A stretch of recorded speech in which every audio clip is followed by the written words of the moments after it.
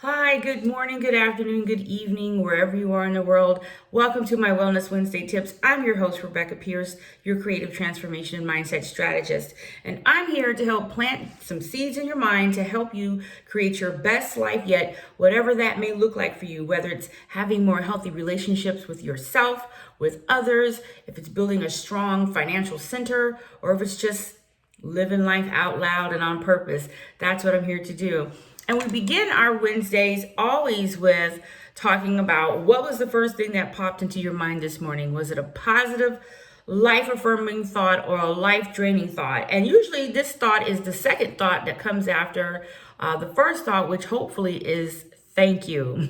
Thank you to the universe, the divine creator God, for waking you up this morning. But what was that second thought? Were you thinking, I am excited for this day, I have so many wonderful things to experience and to do, I'm ready for it? Or was it, oh my God, I have all these meetings, I don't feel like doing this today, I don't want to talk to nobody? What was that thought? I really want you to get into the practice, the habit of really being aware of the thoughts that you are letting in. Because the thing is, if you started with a positive, life affirming thought, your day is going to head in that direction. Energy attracts like energy. So if you thought of something positive, that was your second and affirming thought, then if you stay on that path, you're going to attract those positive that positive energy throughout the day. That doesn't mean that life won't happen to you. It doesn't mean that stuff won't occur that kind of could knock you off of your center. But again, if you are holding on to those positive life affirming thoughts, you'll be able to manage those things that life throws at you today. And the opposite is true. If you thought life draining thoughts, then you're attracting that energy today too. So everything that could go wrong is going to go wrong because you set yourself up for that by the way that you thought. Remember, what the mind thinks, the heart believes, the eyes seek confirmation for, and the mouth creates through speaking. So if you said you were going to have a bad day, that's exactly what's going to happen. So we have to be very careful about what we allow in, what we allow to take root. Scripture says, so as a man thinketh in his heart, so as he is. And so if you believe these negative things about you, you are those things. But if you believe the positive things about yourself, then those are true. So it's really about understanding that you have the power to control what this thing does. You really do. And that means conversely, you have the power to control what you speak and what you look for in the universe. Because again, these two things go by what this heart believes. So it's important to understand that we want, I'm working hard to help us understand the power of thought and heart. The power of thought and heart, it is the thing that really determines how we travel through this journey called life, because it's not the destination that's the most important thing. It is that journey, how we accumulate lessons along it and the people that we meet on that journey and how we grow and change by the time we do get to the end of that journey. That's what's important, right? So I always begin with that. What were you thinking this morning? What are you thinking now? And how can we shift that thought? The next thing we want to do before I get into my tips is we want to practice deep breathing. I hope that you have taken that advice and looked for those deep breathing apps to help you practice deep breathing, to help you center. Deep breathing, it's important for two reasons. Again, as I've said, physiologically, oxygen, your body needs oxygen to survive. And the earth, Mother Nature needs the carbon dioxide that we release when we exhale.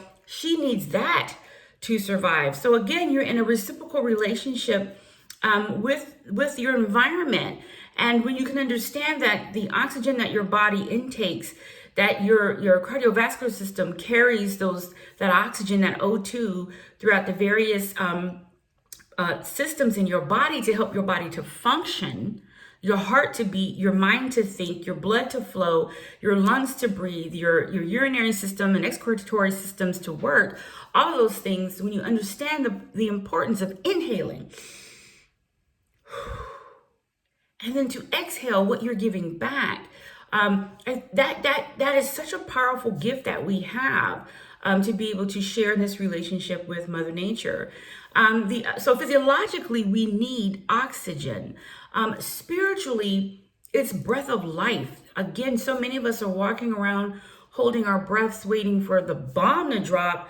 That's not how to live. That's not a good way to live, because when you're holding your breath, you're not allowing for room for good, beautiful things to come in, right? Things that help you grow. And instead, you're holding on to toxicity. Not only physiologically, you're holding on to the toxic elements that your body is trying to eliminate through exhaling, but the mind, you're holding on to negative things in the mind. So I want to do a deep breath with you really quickly. And this is how we do it. When we do a big inhale, we want to inhale through the nose, and we want to make sure our belly is extended all the way. And as you're inhaling, I want you to think, and you can even speak this, but I want you to think, inhale, love, peace, joy, and prosperity. And then when we exhale, your tummy, flatten it. Take all the air out. And what I want you to say is, I'm exhaling, fear, anger, shame, doubt, whatever those toxic elements are for you. So let's try that. So let's take a deep breath in. Remember, fill that belly up with air. I'm inhaling peace, love, joy, and prosperity. Exhaling shame, fear, and doubt. Let's try that again. Inhale, big breath in. Inhale, love, joy, peace, and prosperity. Exhaling sheer fear, shame, and doubt. Excuse me for that tongue twister. But you get the concept. I want you to try making this deep breathing exercise a part of your daily living. Anytime you feel overwhelmed, scared, or unsure, uncertain, I want you to go to breath. I want you to find, again, as we talk about, go to your sacred space. If you can't go to your sacred space, find a secure, private space somewhere and take those deep breaths. Whether it's 2 minutes that you do it or 5 minutes that you do it, take the deep breaths. You must bring yourself back to center. This is how we get through. This is how we get through the things that are occurring all around us.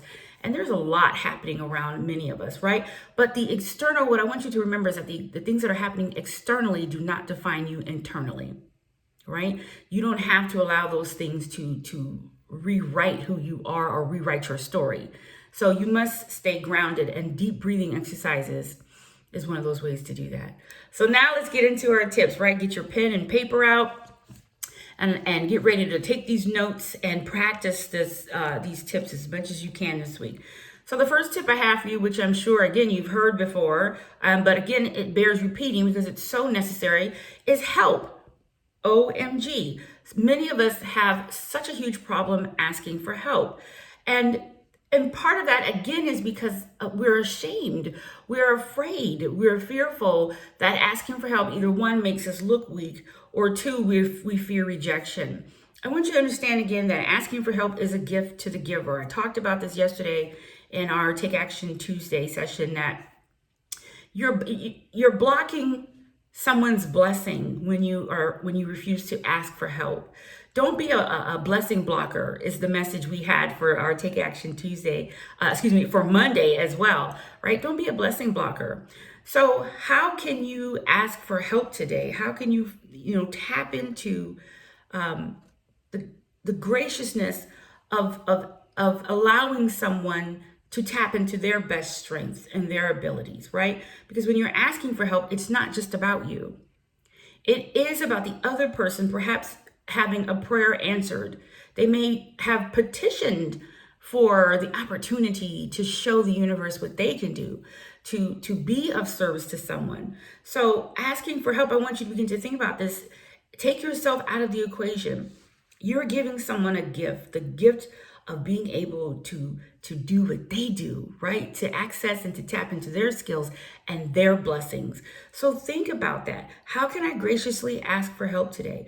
Be mindful of who you are asking help from. This comes from watching people, from being observant. Who are the people around you that you see they have a heart for service, right? That they believe in sharing and believe in being open, but not to be taken advantage of or to take advantage of others. But this is truly a part of who they are. So if you're paying attention to the people in your environment, whether you know them or not, you've watched them. then you know who are the people that you can graciously go to for help, right? And again, think about it. It's not just about you. To ask for help is a gift to the giver. Remember that. Our second tip, this is a big one. Once you receive that help, thankfulness, right? Being thankful for the little things allows you to realize how lucky you truly are. So it may be that you ask for a certain thing for help, but the person might not be able to give you the entire thing, but perhaps they can give you a piece of it, one of the small things that you asked for. Part of my concerns about the world in which we live in today is that many of us are under this belief that we are entitled to everything that we ask for. And the things that we ask for are completely out of reality for many of us. We see on TV people with this or that, and we make this assumption that that is owed to us as well. And we begin to, what I call, chase other people's dreams instead of trying to live your own, trying to chase your own, because that person's dream looks more sexy than yours. No, that is not necessarily true. That is an illusion. And life is really about perception, how you see things. You may not drive the fanciest car on the block or the most expensive car on the block, but the fact that you have a car that is able to get you from point A to point B safely, why not be thankful for that? When you're thankful for the small things, not only do you realize how lucky you are, but that opens up the way for bigger things to come, right? That opens up the way for bigger things to come. So it's real important to understand how the power of thankfulness can lead to blessings, larger blessings that you may not even thought were possible for you, right? That you may not even thought were possible for you.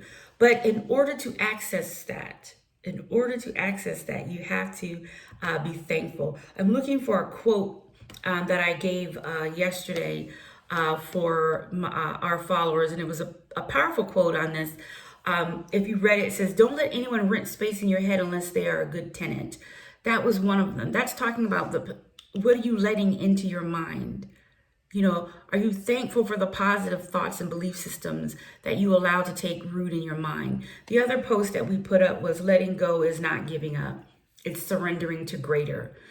So just because you don't have that fancy car now, to let go of thinking that you have to have it now and trying to move heaven and earth to get it. Let it go, sis. Because when you let it go and you have an attitude of gratitude, thankfulness for what you do have, you are making room for greater. You are surrendering to greater. So it's important to keep that in mind about the power of thankfulness. So how will you practice gratitude today? How will you look around what you have and say, you know what, at least I have this. I'm thankful for this. I'm thankful for what I have. No, I'm not wearing, the fancy jewels. I didn't get to go to the Met Gala premiere this weekend, right? I don't have, this or that. But you have something. And it's being grateful for what you do have that opens up the door to greater. So surrender, be thankful and grateful for the things that you do have. And watch what you put up here. Who's paying rent up there? Right? Be mindful of that. The third tip, are you ready for this? When you are asking for help and you are having an attitude of gratitude, being thankful for the things that you do have, when the divine universe opens up, it gives you this thing called chance. Chance to get what you desire, you have to take a chance. And the reason, again, why many of us don't ask for help and why we're afraid of chance is because there's a word right there, we're fearful. I want to encourage you today, sis, to understand that I've said this, I'm repeating this again, the only way you're going to find out how great you are and what you are capable of doing, capable of achieving, is to take a chance on yourself. You can't ask others to take a chance on you if you're not willing to do it yourself. So sis, I want to encourage you to jump. Again, remember, our fears sometimes, most of the times, bring us to the edge of the cliff. And at that edge of the cliff, we have a choice whether to jump, to take a chance on ourselves, to see what we can do, to find out the possibilities of our lives, or we let fear take over and we walk back into the woods, the forest. What do you want? If you say that you want A, but you are not willing to do B to get A, if you're not willing to do what it takes to get the A, then all you have is just a dream. You know, to bring a dream to fruition, you have to learn how to take a chance on yourself. You have to learn an attitude of gratitude. You have to jump. You have to ask for help. That's how you turn a dream into reality. Otherwise, you're just dreaming. So I want you to think about that. How will you take a chance on yourself today? What will you do? What is that one thing you can do today that could open up the doors to greater for yourself, for your family, for your community? What is it? I want you to really work on that. Think about that. So those are our 3 Wellness Wednesday tips. I hope they bless you today and this week, and I hope that you can tap into them and go for it. Watch this video however many times you need to get encouragement and support to do that. You can watch our other Wellness Wednesday videos as well. If you want more in-depth content and tips, inspirational tips and support, we have a women's group on Facebook called Tales of an Ex-Superwoman. Please feel free to find us, look us up on Facebook and request to join. And in that group, we share daily inspirational supportive resources and content for women who are who are on the journey to changing their thoughts to change their life. I thank you so much for joining me today. If you liked what you heard, please subscribe to my channel. You can go to my Facebook, my website, RebeccaLPierce.com, to find out more about me over there. And of course, you can follow us on social media. I'm on Instagram, Twitter, TikTok, LinkedIn, Facebook. I'm out there, people. Find me. I thank you so much. And you guys have a fantastic week. We'll be back next Wednesday with another 3 great tips for you. Have a great week, y'all. Bye.